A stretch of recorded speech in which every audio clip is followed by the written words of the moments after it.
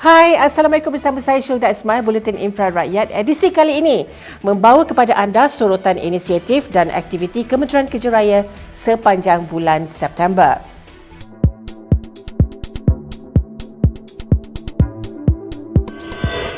Menarik untuk Infra Rakyat, Malaysia juara keseluruhan World Skills ASEAN 2025.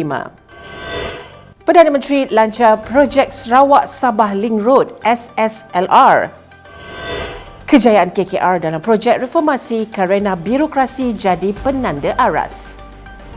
Perdana Menteri Datuk Seri Anwar Ibrahim melancarkan projek Sarawak Sabah Link Road Fasa 2 SSLR2 pada 11 September ni Nanga Menamit, Limbang, Sarawak.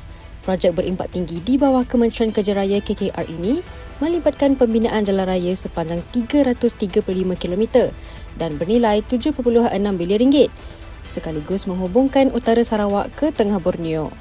SSLR2 bakal merapatkan jurang bandar, luar bandar dan pedalaman melalui akses jalan raya yang selamat, moden dan lestari. Pasukan Malaysia dinobatkan sebagai juara keseluruhan World Skills ASEAN 2025 di Manila, Filipina pada awal September selepas meraih 13 pingat emas, 4 perak, 3 gangsa dan 2 Medallion of Excellence mengatasi tuan rumah Filipina. Menurut Kementerian Kerja Raya KKR, pencapaian ini merupakan kutipan pingat tertinggi dalam sejarah penyertaan Malaysia serta yang terbaik antara 11 negara ASEAN, sekaligus membuktikan institusi TVET berjaya melahirkan graduan berkualiti dan berdaya saing dalam industri pembinaan serta di peringkat global. Menteri Kerja Raya Datuk Seri Alexander Nathalinggi meninjau persediaan bilik gerakan bencana Big Bang JKR, pusat penyelaras maklumat dan tindakan segera bagi memastikan bantuan disalurkan dengan cepat dan berkesan. Selaras arahan Datma nombor 1, JKR bertanggungjawab menyelaras logistik, aset dan kepakaran teknikal kejuruteraan sebelum, semasa dan selepas bencana. Persediaan ini dibuat berikutan cuaca Malaysia yang masih dalam fasa akhir monsun barat raya hingga September, dengan monsun timur laut dijangka bermula November hingga Mac setiap tahun. Kementerian Kerja Raya KKR melalui Ketua Setiausahanya Datuk Seri Azman Ibrahim menerima pengiktirafan atas kejayaan projek reformasi kerenah birokrasi, meningkatkan kecekapan pelaksanaan kerja pengalihan utiliti elektrik projek Lebuh Raya PAN Borneo Sabah daripada Jabatan Perdana Menteri yang disampaikan oleh Ketua Setiausaha Negara Tan Sri Syamsul Azri.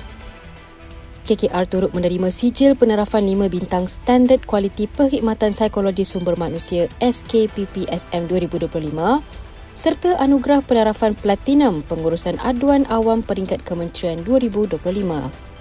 Pengiktirafan ini meletakkan KKR sebagai penanda aras kecekapan perkhidmatan awam serta membuktikan keupayaan mereka untuk mengurus proses kompleks dan menyelia projek mega dengan lebih pantas, telus dan efisien.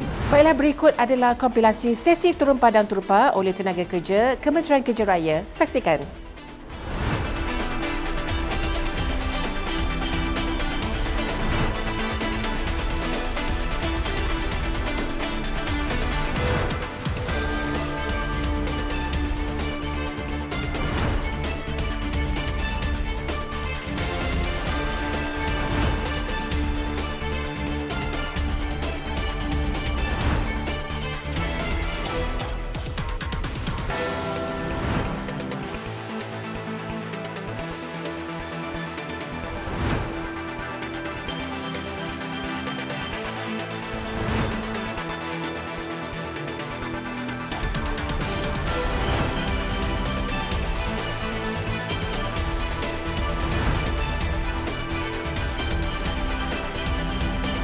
Baiklah, sekian sahaja dari saya, Syulda Ismail, untuk Buletin Infra Rakyat.